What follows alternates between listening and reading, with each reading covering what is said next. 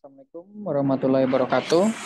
Di sini kami akan membahas tentang penambangan data atau data mining. Oke, next. Nah, ini adalah beberapa kelompok anggota kelompok kami. Yang pertama Muhammad Hidayat, yang kedua Singgi Prasetyo, dan yang ketiga yaitu Novriandi Ramadan. Oke, next.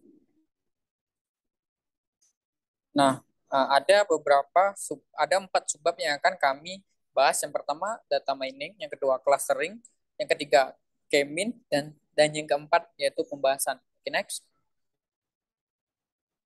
Yang pertama data mining. Nah, data mining ini akan dijelaskan oleh D. Kepada D, saya persilakan.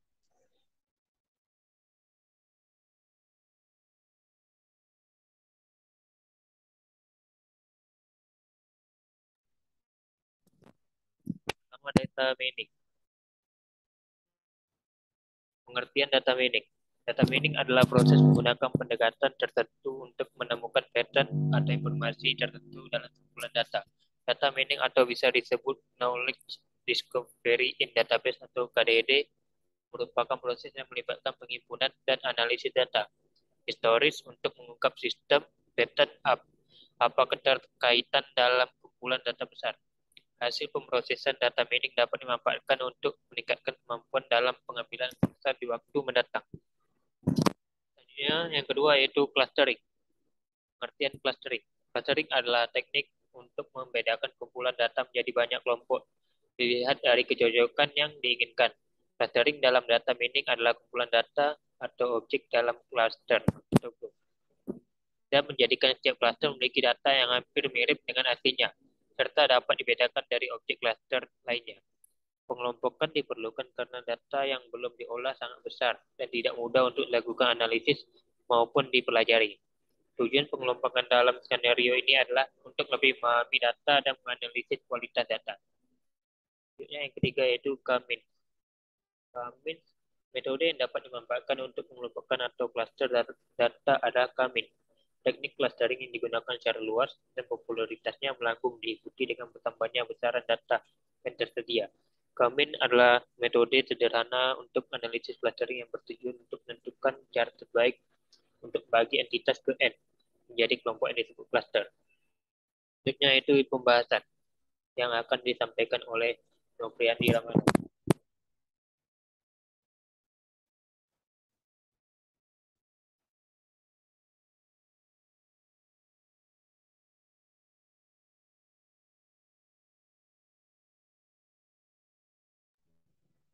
Baiklah, saya akan menjelaskan mengenai pembahasan software Studio digunakan dalam penelitian ini untuk membahas pengelompokan menggunakan algoritma K-means dengan menggunakan 73 data nilai dan absensi murid kelas 9 SMP Negeri 20 Nur.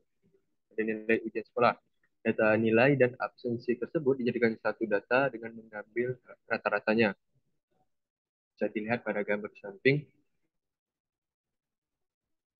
Sebenarnya yaitu ada beberapa cara yang digunakan untuk menentukan jumlah klaster, yaitu menggunakan metode elbow, silhouette, dan gap.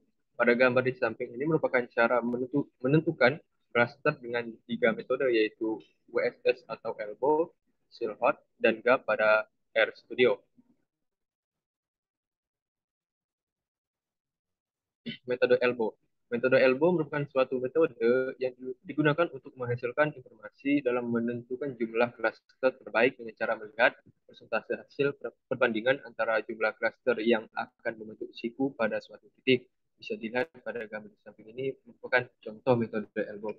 Baiklah, selanjutnya akan dijelaskan oleh teman saya, itu Cindy Prasetyo. Oke, di sini saya akan menjelaskan tentang